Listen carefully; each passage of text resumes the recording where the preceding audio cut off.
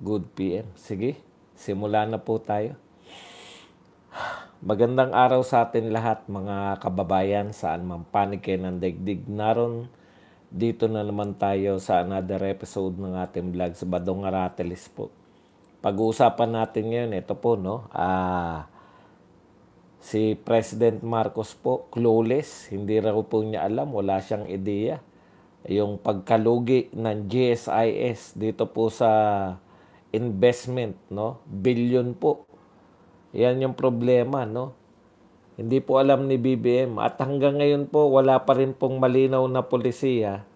Bagamat marami na po ang namomoblema dito po sa maraming sektor na po ang pumapalag dito po sa online gaming, online gambling. Wala pa rin pong malinaw na polisiya ang ating pamahalaan. Yan po mapag-uusapan natin. Pero bago yan, at marami pa pong iba, no? Kasi ano tayo ngayon, marami tayong balita, magre-react lang po tayo. Special po tayo pagka Sabado at Linggo. Yung mga maliliit na balita, magre-react lang po tayo dyan, no? Okay, simulan na po natin. Pero bago yan, kung bago ka pa lang dito sa ating channel, mag-subscribe ka na. Dahil ito lang ang tanging channel na may kinikilingan, may pinapanigan, una sa balita, huli sa impormasyon, kaya ano pang iniintay nyo? Pindot na. Okay, pag-usapan natin tong mga to, no? Ito po, pinagtanggol po. Sabi po ni Bam Aquino, pinagtanggol po ang kanyang pamangkin na si Kiko D. Kiko Aquino D, yung apo po ni Cory. Oy, thank you very much muna kay Sernan Madam Celia. Ano? Madami sila. Sa 199 pounds. Thank you very much, Sernan. Ayon po kay Bam Aquino, peaceful, understandable, Bam Aquino defends Kiko D. Thumbs down versus Senate move to archive impeachment. Alam mo, kaya pala spoiled. Ako po nag-react dito sa marami po nagre-react sa sinabi ko na spoiled masyado tong apo ni Cory, no? Ayan, kaya naman pala na-spoiled tong mga to. Dahil sa mga konsentidor na kamag-anak katulad nito ni Bam Aquino. Hindi mo na inalintana na ikaw ay ikaw ay isang senador. Ito po ang sinabi ng spoiled na si Kiko Aquino D. It was very emotional moment. Ito rin kasi ang mga grupong naghahay ng impeachment. So, naiintindihan ko yung kanilang silent protest. Ikaw kasama dun Naiintindihan mo, ikaw nga isa dun sa mga nag-thumbs down. To be fair to them, hindi ko nga alam na may protesta kasi silent Hindi ko alam na nangyari yun. Alam ko lang after nung paalis na kami na may adjournment, he added. Si Bam Aquino pala. Bam Aquino pala ito nagsasalita. Kala ko Aquino D. Yun. Silent protest daw. Naintindihan ko rin yung ginawa ng Sergeant at Arms kasi they want to keep the decorum during the proceedings. Pero at the same time, it was very emotional and very difficult both. So naintindihan ko rin siguro sa kanilang posisyon kailangan magprotesta din. Ayan yung problema mo Senador ka na, nang bastos na yung pamangkin mo. Kung ako po, no? Kung ako po, Senator Aquino, at pamangkin ko yun ng gulo, ako mismo magsasabi, pagpaumenin nyo na po, hindi po. Kiko lang ba? Ipagpaumenin nyo na po yung pamangkin. Bayaan nyo po at pagsasabihan ko. Ganun dapat. No, kasi senador ka Ang binastos nila, yung bahay ninyo. Mas importante ba sa'yo na yung napamangkin mo siya, na in-spoiled nyo siya? Spoiled kasi ang bata na yan, kaya ganyan. Yan lang po ang masasabi ko. Ako kahit anak ko, 'di ba? Pag nanggulo, dapat diyan ang sinasabi mo sa reporter, kinastigo ko na po. Alam ko kahit tama, mga ganun dapat, kahit tama yung kanilang pinaglalaban, hindi dapat nila ginawa yun. Walang nauunawaan ko. Nauunawaan mo talaga? Paano kaya? Eto, tanong ko sa inyo. Paano kaya kung DDS yung tinitiyak ko sa inyo, DDS vlogger. Yung mga DDS vlogger nga hindi pa sa Senado Sa sarili pa namin kaming mga bahay nagsasalita Oh. Pinapakulong nyo na sa contempt. Kinukontempt nyo. Yan pa kaya? Ganyan kami gagawa sa Senado o kaya sa House of Representatives. Magta-thumbs down kami. Mali yung ginawa ng pamangkin mo, hindi mo dapat pangatwiranan. O alam nyo na ngayon kung bakit spoiled. Yung tiyuhin Siya na yung naapektuhan dahil siya yung senador. Ganyan talaga mga walang kwenta talaga yung mga peste. Peste talaga yung mga yan. Ganun lang po kadali ang ating mga reaksyon. Marami kasi ito Okay, punta na tayo rito sa susunod. Ito po ang pananaw ni Pangulong Marcos tungkol po dito sa tinatawag nating gambling, no? Online gambling. Alam po natin na marami na po na-addict, marami na po ang nasisirang pamilya. Ang tanong po, ibaban na ba ni Pangulong Marcos ang online gambling? Pakinggan natin. Ito po ang sinabi niya. The ban will not take any care of the problem. Hindi raw po malulutas ng pagbaban ang problema. Hindi, no? Akala ko, Mr. President, akala ko, nung binan niyo yung Pogo, talagang ayaw ninyo yung, di ba? Yung may sinasabi kayo na, ano yung sinasabi nila dyan? Yung social, yung epekto, mas matindi pa sa kinikita. Bakit po hindi nyo ma-apply ngayon? Paalala ko lang po, Mr. President, yung Pogo po, taga-ibang bansa po ang nagsusugal. Dito lang sa atin, yung operation. Pero ibang bansa po nagsusugal. Stricto po yan. Ngayon, bakit pag ang Pilipino nagsusugal, ang dami nyo pang pinag-iisipan. Pero yung mga Chinese na nagsusugal, tigil agad. Tuloy natin.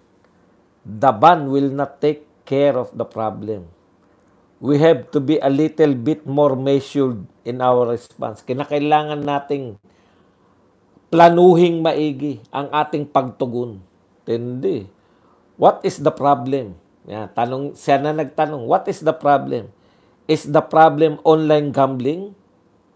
Ang problema ba ay online gambling?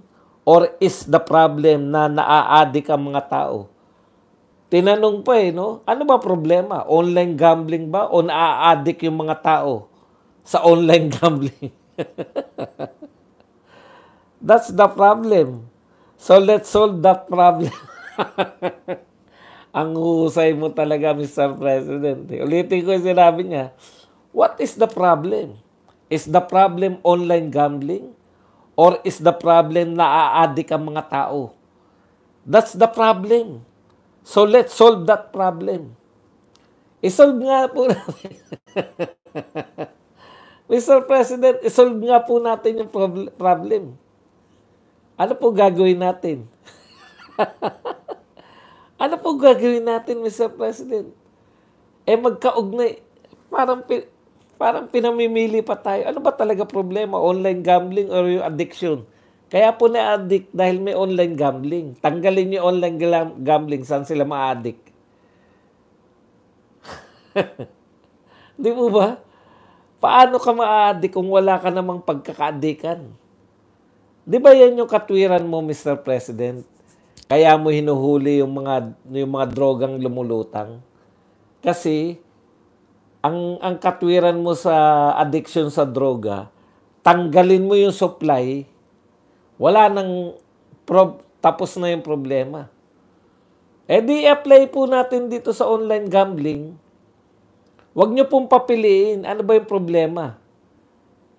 Anong gusto nyo po? Itotokhang natin yung mga addict sa gambling.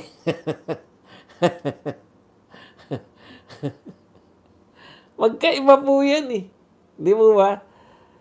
Eh hindi po sila magkaiba. Isa lang po yung problema natin. May online gambling kasi. O ngayon, pag pinagbawal nyo pag pinagbawal nyo po yung online gambling, sino pa maa-addict dyan? O ngayon, kung meron pa rin umiiral, kahit bawal na, eh may problema. Kayo na naman po may problema nun. Hay nako, ang hirap po ispilengin, no? No? What is the problem? The problem online gambling or the problem na aadik ang mga tao? That's the problem. So let's solve the problem. Teka, papatayin ko lang yung nilaga ko.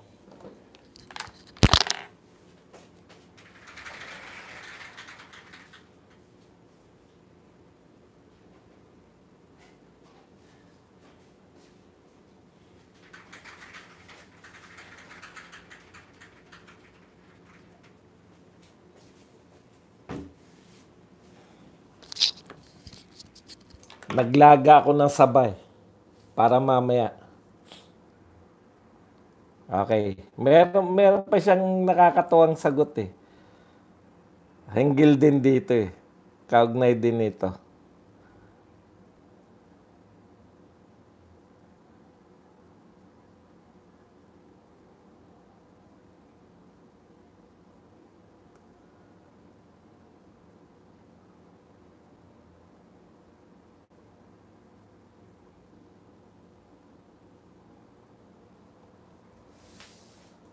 Oh, may tanong pa siya na yun na naman yung gagawin natin. Nakakatawa talaga to si Mr. President. Mr. President, ayusin nga natin. Okay, punta po tayo rito sa susunod. Si Mr. President pa rin. Ayan. Okay, education. Yung aking sinabi sa SONA na ang bawat pamilyang Pilipino mayroong college graduate o mayroong nag-graduate sa TESDA. Bawat pamilyang Pilipino, yun para sa akin. Pag nagawa natin ito, successful yun. I think it is doable. Alam mo, Mr. President, doable naman talaga yan, no? Kung yung pondo, dinadala nyo po sa education. Pero kung yung pondo po, dinadala nyo sa ayuda, dinadala nyo po sa flood control projects, dinadala nyo po kung saan-saan, hindi nyo po dinadala sa education, wala po talagang patutunguhan yung buhay natin. Ang dali lang po niyan eh. Yung TESDA, kung TESDA lang po yung proyekto nyo, sino pong ayaw? Dalhin nyo sa mga malalaking barangay yan, dun mismo. Yung hindi na po dadayo yung mga tao. Sino ba may ayaw na mag-aral sa TESDA? Kung alam lang po ng mga tao, ng mga kabataan. At saka marami lang po yung pag-enrollan nila.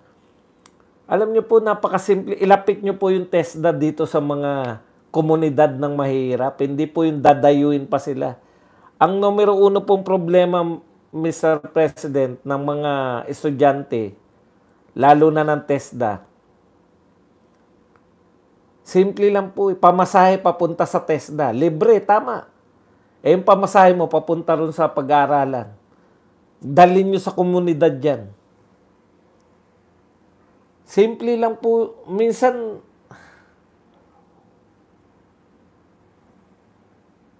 okay. Eto po. So, tinanong po si Mr. President, no? Thank you very much kay Merlin Santos. Ayan, gawin muna natin to si Merlin Santos. Gawin muna natin siyang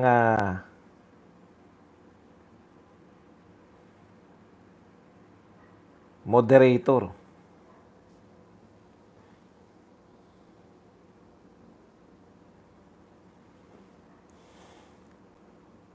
Pasensya na kayo, bakit si Mr. President lahat ha? Eh kasi siya lang ang may sinabing in a press briefing with Filipino journalists in Bengaluru, India, the President clarified that the High Court found fault with the process followed by the House of Representatives and did not decide on the merits of the case. Masyadong concern na concern si Mr. President, no? Na ipakita, basahin muna natin sinabi niya, there has been no trial, so the merits of the case have not been examined, tried, adjudicated, argued, discussed, so accountability just does not come into it. People have to understand it is a procedural questions. Alam nyo, Mr. President, kayo po co-equal, di ba? Co-equal po kayo ng Supreme Court, co-equal po kayo ng House of Representatives. At kayo po ay independent sa bawat isa. Huwag nyo pong ipakita na kayo, ang dami na pong spokesperson ng House of Representatives. No? Spokesperson na po si Tito Soto ng House of Representatives. Spokesperson na po si Kiko, si Risa Ontiveros, si Bam Aquino ng House of Representatives. Pati ba naman po kayo, Mr. President? Alam nyo po, para po mapanatili ninyo na kayo ay talagang independent at hindi kayo Mr. President, presidente kayo ng Pilipinas eh. Bakit po nyo pinabababa yung sarili nyo na maging katulad lang kayo ni Abante tsaka ni Bukoy? Dalawa na po spokesperson. Meron pang imported na spokesperson mula sa mga Senado. Bakit po nagiging spokesperson pa rin po kayo? Ang dapat lang po sinabi nyo, hindi ako makikialam dyan. Mga co-equal branches ko yan. Kung ano sabihin ng Supreme Court tungkol sa Constitution, sundin natin. Ganun lang po, Mr. President. Kung gusto nyo mag-comment, eto pong comment ninyo, parang wala lang po. Pero sa katotohanan, Mr. President, pinagtatanggol nyo po. Yan po yung sinasabi ng mga congressman. Hindi pa naman natatouch yung accountability ni BP Sara. Wala naman pa kasing trial. Wala pa. Procedural lang. Yan na po, inunahan nyo na po. Yan po ang sasabihin ng mga congressman kung sakasakali po na basura na ng Supreme Court yung kanilang motion for reconsideration. Ang sasabihin nila, hindi naman napawalang sala si BP Sara eh. Bakit po ninyo pinagtatanggol yung House of Representatives? Mr. President, paalala ko lang po sa inyo, noong SONA, no? Noong SONA, ang sinabi nyo po at pinalakpakan po kayo, sisingilin po ninyo yung mga nagnakaw dito po sa flood control, Mr. President. Yun po ang gusto naming marinig. Ang dami na po nagsasalita tungkol dyan sa nangyari pong pagbasura. Pati ba naman kayo nakikisawsaw pa? O talagang gusto ninyo na yun lang ang pag-usapan para scapegoating lang? Na wag na natin pag-usapan yung mga flood control projects. Move on na po. Move on na po tayong lahat. Yan yung problema eh. Presidente ka ng Pilipinas, sasabihin mo na hindi pa na napag-usapan yung kaso. Bakit parang gusto nyo kasuhan talaga si Vice President Sara Duterte? Alam nyo po, eto po, sa totoo lang pakiramdam ko po, suko na sila eh. Pag hindi natin natanggal si Vice President Sara Duterte sa pwesto, pag hindi natin na-disqualify sa pagtakbo, talo na tayo. Ang aga nyo naman magsisuko lahat. Oh. Meron nga dito, di ba? Yan sila Raisa Robles. Sumuko na talaga eh. Isinuko na nila eh. Kasi hinahanap nila, nasan si Lenny ngayon?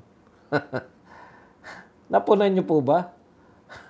Dehin Bukiki na si Lenny Robredo.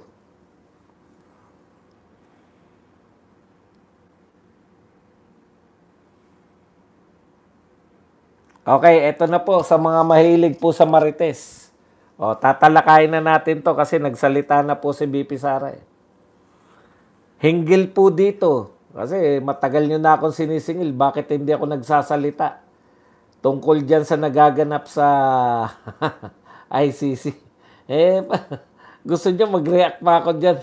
Makihalo pa ako riyan. Pero eto po, dahil nagsalita na po si BP Sara tungkol po sa hindi pagdalaw o pagbabawal po ng pagbisita.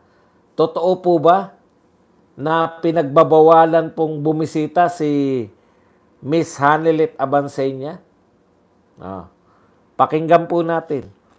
Ang alam ko lang ay mayroong order galing sa ICC na ipinagbabawal, kinancel.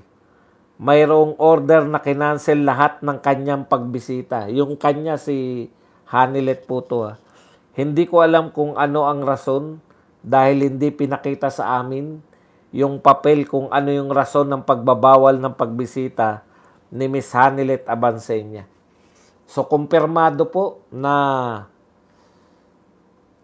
pinagbawalan na si Hanilet na bumisita kay Tatay Digong. Tapos na po. Ganun lang po. Wala po tayong ibang reaction. Ito po, aalamin po ni BP Sara, hayaan po natin yung mga immediate family. Ang problema, dumadalaw. Sa totoo lang po yung mga dumadalaw naman lang dyan, dumadalaw lang po kayo. Malaman nyo lang po sa... Kasi feeling nung iba, ang laki na naitutulong nila Feeling nung iba, parte sila talaga Hayaan nyo po yung mga pamilya. Ngayong narito na po tayo. Nagsabi na po ni si BP Sara. Sino po sisisihin nyo? Dapat may masisi? Bakit dapat may masisi? Hayaan nyo po si BP Sara. Hindi niya nga alam Daig pa si BP Sara ng mga dumadalaw lang dyan. Na may mga inside information na. Hindi nga nakikita si Tatay Digong pero alam nila yung sa loobin ni Tatay Digong. Ngayong alam na ni BP Sara na talagang merong order na hindi na pinabibisita si Hanilet Abansenya. Dadalaw po siya kay Tatay Digong. Hayaan niyo po si BP Sara ang magbalita niyan. Total, binuksan niya na. Hindi niya nililihim Hayaan niyo po si BP Sara yung magbalita sa atin. No? Boss ba, sa makatweet ba nakakuha ng papel si Marlica na hindi alam ni BP Sara? Eto po ang sinabi ni BP Sara, hindi niya alam. Ayoko rin pong alamin. Hihintayin ko po si BP Sara. Mahirap. Sila po ang immediate family, hindi naman po tayo ito pala hinahanap ko kanina. Ito po ang katwiran ng mga dilawan na may utak-utak siguro itong mga to. Suko na po sila kagad kay BP Sara ngayon pa lang. And that's why Sara will likely win. There will be many who would want to run, but they'll eat up each other's votes from mainstream Luzon, Iloilo votes, while Sara will hold Cebu, the rest of the Visayas, and the whole of Mindanao. Someone really good will need to challenge her. Ayan po. Mga dilawan po to nag-uusap-usap. Sabi naman ni Raisa Robles, 3 years is a long time, but not long enough to mount a presidential run. Also recall, MJ Marcos Jr. and Sara won because they team up. So, ang haka-haka po ng mga dilawan, para lang kayo manalo, kinakailangan magsama-sama kayo. Kukonti na lang nga kayo. Tignan nyo yung dilawan at kakamping. Konti na lang nga sila. Pinagsasabong pa si Leni Robredo tsaka si Risa Ontiveros. Paano kayo mananalo? Tama po yan. Maaga na pong sumuko. Sumusuko na. Agree, 3 years is an eternity. Problem is Duterte's are entrenched in the South. Country is polarized. In our part of our country, there are multiple challengers that will cannibalize votes from each other. It's not impossible to beat Sara. Hearts and minds need to be won. Hindi raw po imposibleng matalo si BP Sara. Kayo na nga may sabi, yung South, solid na Duterte. Una pong gawin nyo, ako payo ko sa inyo, no? Una, alam nyo, pinayuhan ko na itong mga dilawan, eh. Ang unang gawin, gayahin nyo yun sa Australia. Natalo po yung Australia, eh. Kasabay po natin yan, eh. Kasabay po ng eleksyon, ng Philippine election, yung election sa Australia. Talo po yung yung dati nakaupo sa Australia, natalo sila. Alam niyo yung ginawa ng mga Australia? Pagkatapos ng pagkatalo, una nilang ginawa, sumuko sila. Conceded. Nag-concede sila, talo kami. Ikalawa nilang ginawa, bakit tayo natalo? At ikatlo nilang ginawa, naghanap ng bagong leader. Putyan, titigas ng ulo niyo mga dilawan, eh. Una, hindi nila tinanggap na talo sila. Dinaya daw sila. Si Kiko, dinaya ni Sara Duterte talaga. Pag sama-samahin pa lahat ng boto nyo, hindi kayo aabot kay Sara, eh. Dinaya daw sila. Di ba? Tapos kaya wala silang pag-uusapan na bakit tayo natalo. Hindi naman sila natalo, eh.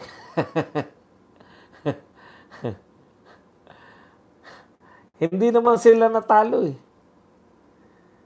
Dinaya lang sila. Anong pag-uusapan nila?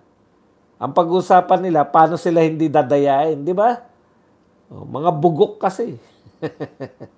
Tapos ikatlo, ayaw nila magpalit ng leader. Si Leni pa rin. Si Risa Ontiveros pa rin. Kaya wala kayong kakainin. Si Martin nga sumuko na, eh. Ang pag-asa na lang nila si BP Sara ma-disqualify, eh, sa pamamagitan ng impeachment. Akala nyo po ba accountability gusto nila? Sabi nga natin, di ba, ang hamon natin, ano po ba ang best sa accountability? Di ba mapatunayan nyo may kasalanan? Pwede nyo naman sampahan sa proper court, eh. Eto po, real talk po tayo. Si Erap, tsaka si Gloria, pilit pong, hindi lang natutuloy kay Gloria kasi may 1-year bar, eh. 1-year ban rule. Pero po kay Erap, kaya po gusto nilang impeach si Erap para masampahan ng kaso. Dito po baliktad. Pwede nyong sampahan ng kaso, ayaw nyong sampahan ng kaso. Si BP Sara. Gusto nyo lang ma-impeach. Bakit gusto lang nila ma-impeach? Kaya nila gustong ma-impeach. Nakalagay kasi doon, pag na-impeach ka, bar ka na. Hindi ka na pwedeng tumakbo. Yun po pagpapasya nila, eh. Wala po silang pakialam kung makulong o hindi si BP Sara. May accountability o hindi. Ang gusto lang talaga nila, hindi makatakbo sa 2028 election. Yun lang po purpose, eh. Dahil kung ang purpose nila papanagutin, bakit wala magsampa kayo ng reklamo sa aktual na korte?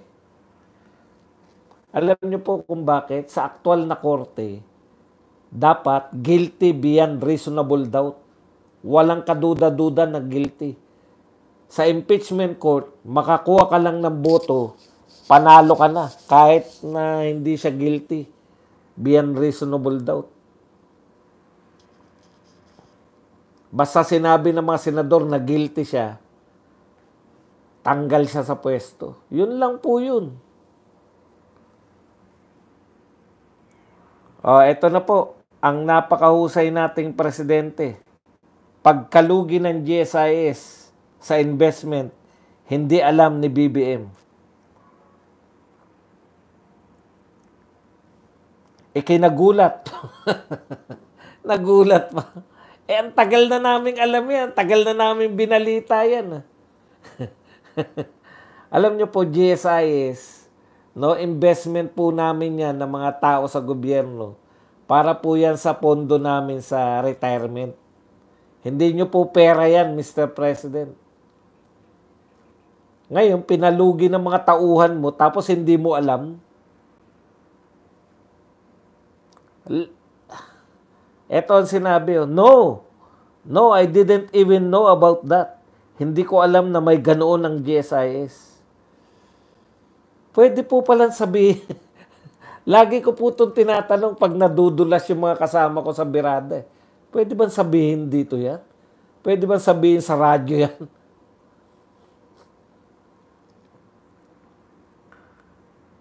Pwede bang sabihin ng isang pangulo na hindi niya alam na nalugi ang GSIS sa investment niya sa pasugalan? Una, karapat-dapat mo bang invest sa pasugalan yung pera ng gobyerno? Alam nyo, eto real talk po nakakahiya po. Kasi may Diyos ko, yung moves nga ng kalaban, dapat alam nyo po, Mr. President. Ito po, moves ng mga tauhan nyo. Legal na legal po ito mag-i-invest. I-invest yung pera. Wala kayong ideya. Nag-uusap-usap pa po ba kayo sa gobyerno?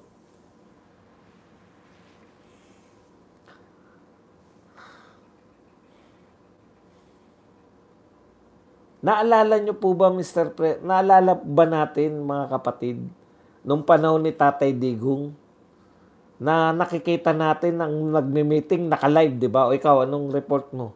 Nagre-report? Bakit hindi nyo po alam, Mr. President? Alam na nga po namin matagal na na nalugi yung mga investment ng GSIS Tapos kayo wala kayong ka-ideya, pera po namin yan, pera po ng taong bayan yan. Bakit hindi nyo po alam? Minimum na ano man lang yun. Ngayon, kung hindi niya alam, anong gagawin niya nga?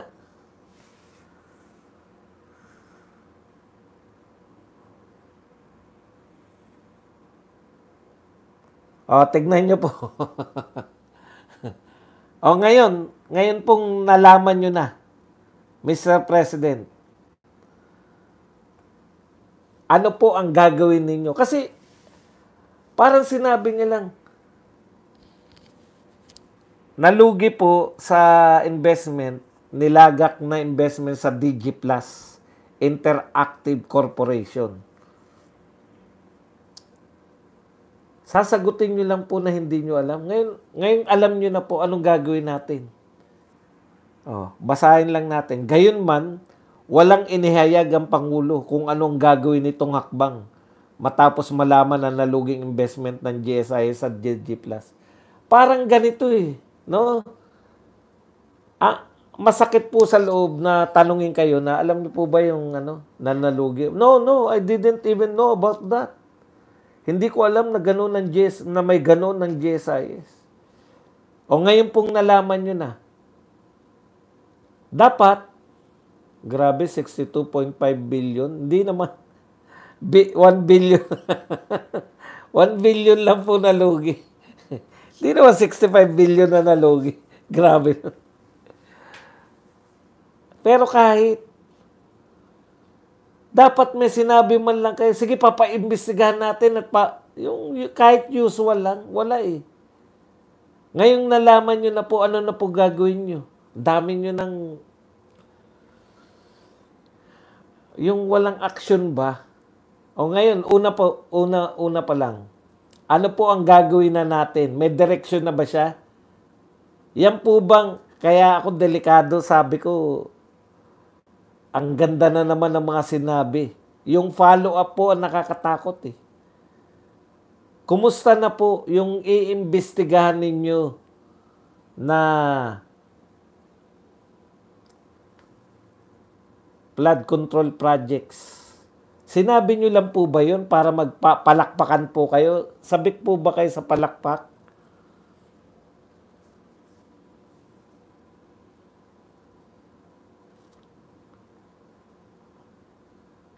Ano na po gagawin natin sa trilyon na budget? Parang naiba na po kasi ngayon yung flood control eh. Ang pinag-uusapan na po, tignan nyo ha. Quezon City, nagpasalamat kay Ramon Ang sa alok na tulong sa baha. Mr. President, trilyonaryo ba si Ramon Ang? Alam ko, bilyonaryo lang yan eh. Trilyon po ang binadget ninyo. O almost trillion kung 900 million na. Sa 2 taon na flood control projects. Almost trillion na po yung budget natin. Tapos si Ramon Ang pala ang makakalutas. Bakit po tayo gumastos? Kung inaksaya po yan, kung tama po yung sinabi nyo, Mr. President, mukhang hindi nyo na inuulit eh. May narinig po ba kayong utos na magtatayo ng task force? Kasi po, ang sabi niya, ayaw niyang iban, di ba? Magtatayo, ito po, online sugal dahil kailangan pakinggan lahat ng stakeholders. Magpapatawag ng multi-sectoral conference. Multi-sectoral conference pa, simple lang naman po yung pasugalan, no? Mabalik lang tayo sa pasugalan. Iban nyo lang po, Mr. President. Wala na po magsusugal. Kung magsugal man, illegal na po yun. Ito po, legal eh. Legal po yung online gaming eh. Nagiging addict po yung mga tao sa pagsusugal ng legal. Legal po yung sugal ngayon, Mr. President. Ano pong gagawin natin? Okay. Tinitiyak ko rin na parang pangsona lang po. No? Pansona lang po yung mga binanggit ni BBM. Kasi hanggang ngayon, wala pong mga multi-sectoral no, bubuuin para nagbo-volunteer na nga si Magalong eh. Para pamunuan niya yung pag-imbestiga dyan eh. Sa mga nakawan dyan sa flood control eh. Bakit wala pa pong head? Sino po mag-imbestiga? Sila din? Yung mga congressman din?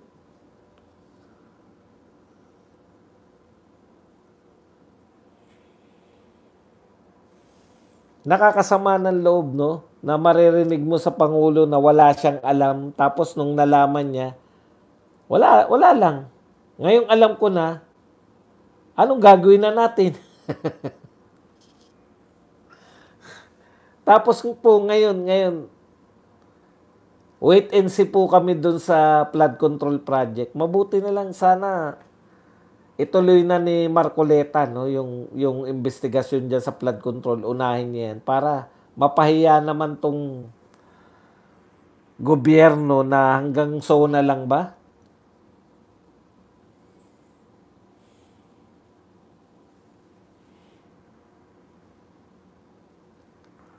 Minsan nalilito rin ako. Ano ba talaga?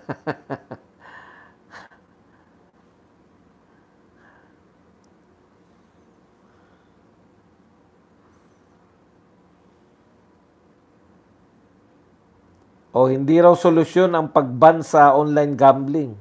Kaya magpo-formulate muna ng policy. Wala talaga eh. Wala talagang direction. Pag-uusapan ng matagal. Baka Mr. President, sa 2028, pwede na pong kasi ngayon yung palang pag-uusapan, no? Baka sa 2028 yan, pwede nang ipatupad yan. Smuggler, sinabi niya po